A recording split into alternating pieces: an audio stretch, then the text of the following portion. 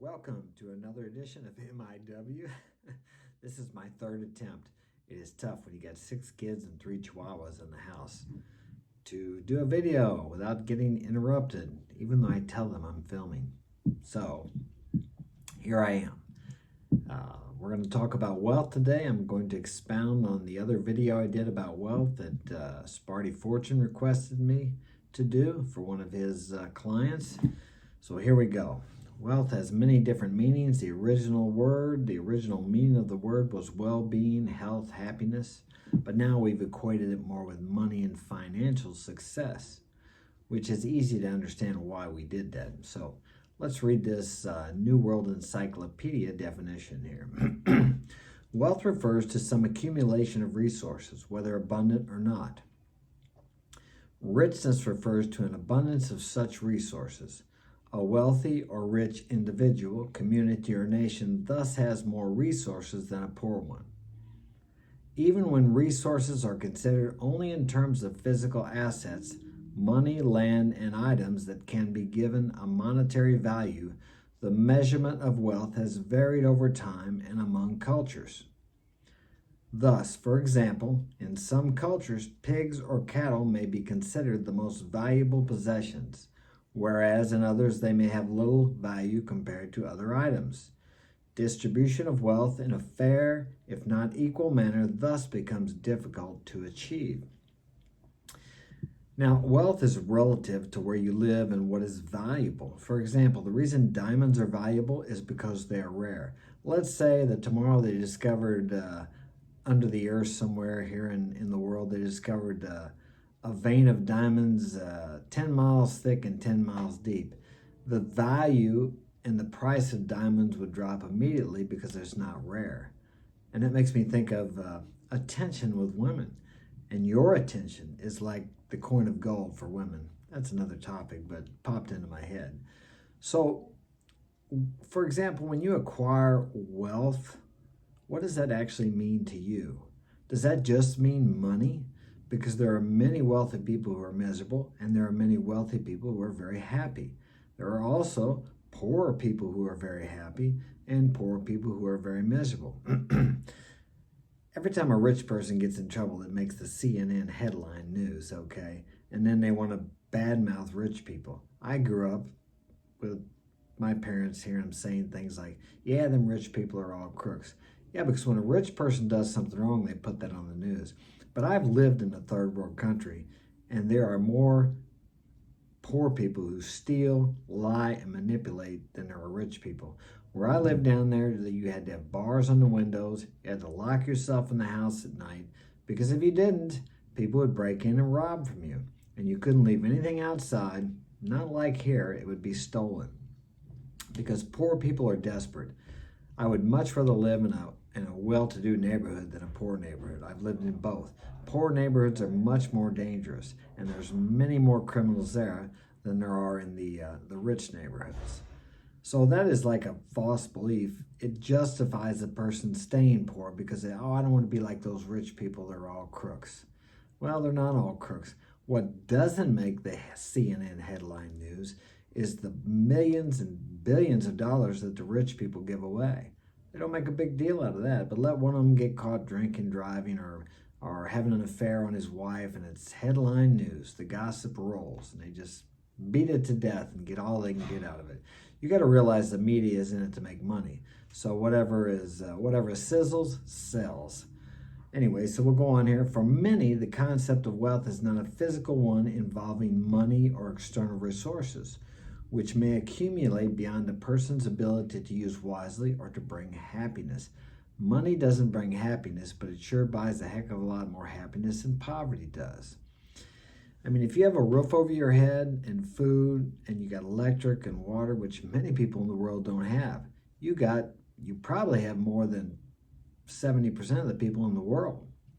We take so many things for granted. When I lived in Guatemala, we had to walk down the mountain, wash our clothes on a rock in the lake. I mean, I never appreciated a washer and dryer in my life, or a stove, until I lived there. I do appreciate them now. We didn't have a dryer or a washer. So we are so entitled. We feel so entitled here in the United States because we grow up with that stuff. We don't realize how wealthy we are here. You know, to be in the top 20% of wealthy people in the world, I'm in the top 20%. Really doesn't take that much, okay? Because we are so affluent here in the United States. And in today's world, there have never been more opportunities to be successful and to be wealthy. To be wealthy and acquire whatever you want. But I have been here in this very house before I lost it back in 2000. I bought it back and about 6 years ago. I've been here with thousands of dollars in my pocket, all my bills paid. I had a exotic sports car. I was miserable as hell. You know, so was I wealthy because I had money? No. Okay. And I've also lived in Guatemala, poor as hell. I walked like 12 miles a day when I was starting my English school there because I didn't want to spend a quarter on the bus giving private English lessons for $1 an hour. Now you may think, well, $1 buys a lot more down there. It doesn't buy much, okay? It doesn't buy much more than it buys up here. You can go to the market and buy enough food to eat for a day for you and your wife and a couple people. All right, but that was one of the happiest times in my life, looking back on it. Didn't have anything. We owned nothing. Well, I had a hot plate. I couldn't cook on the cornstalk kitchen firewood stove, so I bought a hot plate, and it kept breaking, so I had to fix the wires all the time. And we slept on the floor, concrete floors, on a 6-inch piece of foam mattress, and we had a table and a couple chairs. That's all we had. The kids played out in this dirt area. It was surrounded by tinfoil. We lived on the bottom of a volcano, or on the base of the volcano. And in the morning, the farmers would go up through the street with their donkeys. There was fleas there. They would get in there and bite the crap out of you sometimes. But we were happy. And there's a certain freedom in not owning anything because you have nothing to lose. Then as I started making money, I bought a motorcycle. We lived at a nicer place. And then you got to guard this stuff. So it's okay to have things, many things, as long as those things don't have you. You have to be willing to let go of everything. Because I'm telling you, you really don't own anything.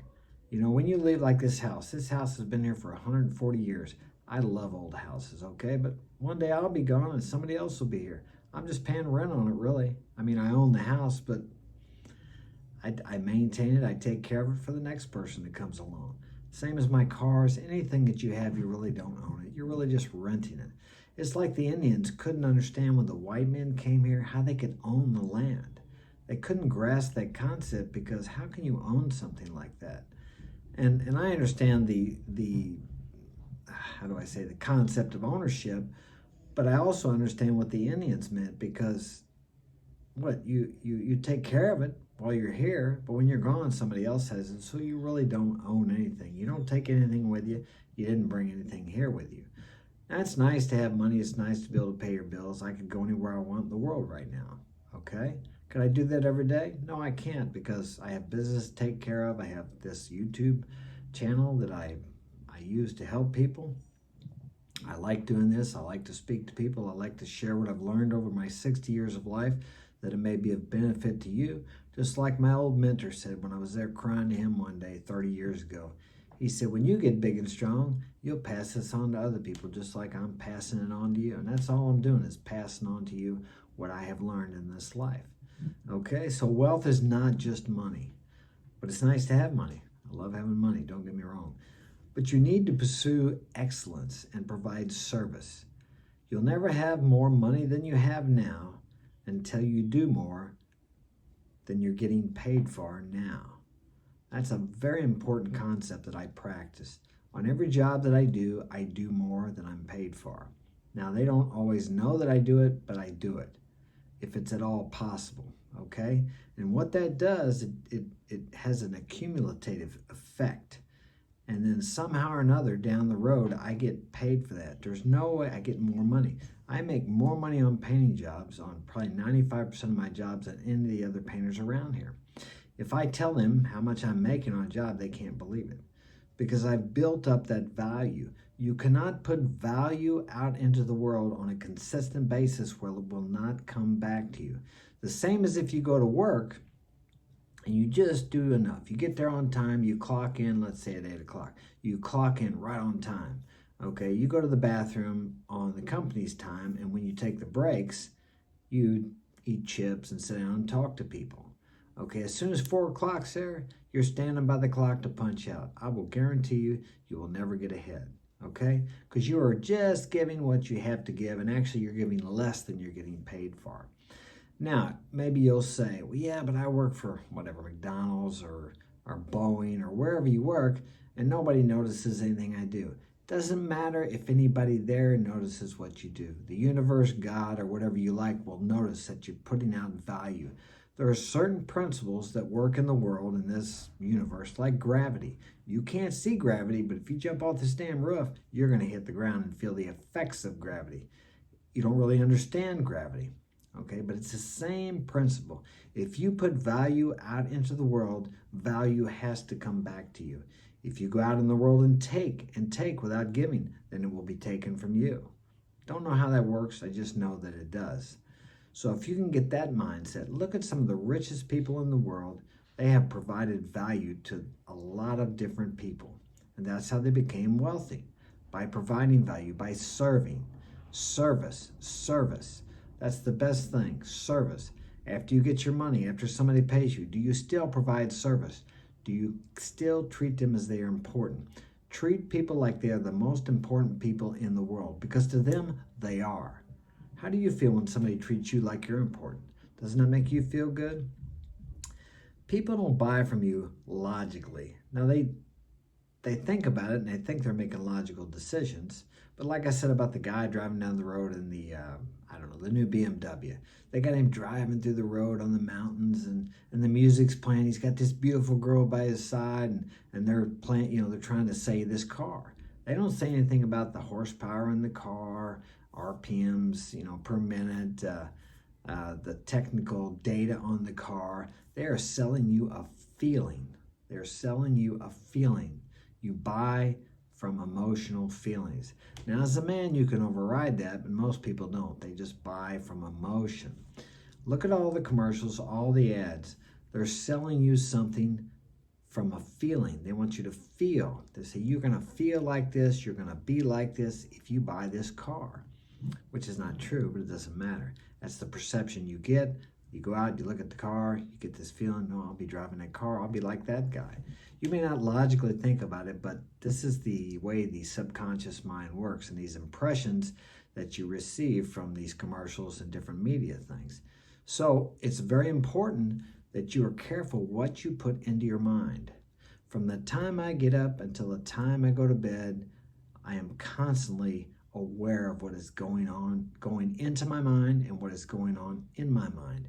I think about what I'm thinking about, because your thoughts will create your reality, your dominant thoughts. Look out in your world. Everything that you see was once in the thought of the mind of man before it became a creation out here. The computer, what you're watching me on now, was something thought of in the mind of man before it became a reality that you're seeing now. So which is reality? Is it the phone or whatever you're watching me on now? Or was it reality before it was created out here? Think about that. Same as wealth. Wealth is created within you first. It's created within you before it ever becomes an outer reality. Very important to think about what you're thinking about. Okay, be aware. You understand what I'm saying? Be conscious.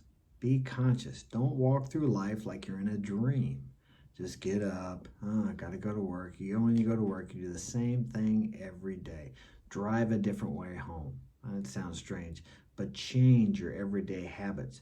Your habits will either make you wealthy or they will make you poor. Everything is a habit. I've been working out and exercising since I was 20 years old. Okay, I'm in excellent shape. I'm 60 years old. I can get out here and spar 2 or 3 rounds with anybody, even a pro that's in good shape. He'll probably beat the crap out of me, but I can stand in there and stay with it. I'm pretty rusty. So I sparred with my son about a week ago, and we went about a round, so it's pretty good. But I got quite a bit of weight on him. The point is, you create your wealth within yourself first by your mental dominant thoughts. So it's up to you.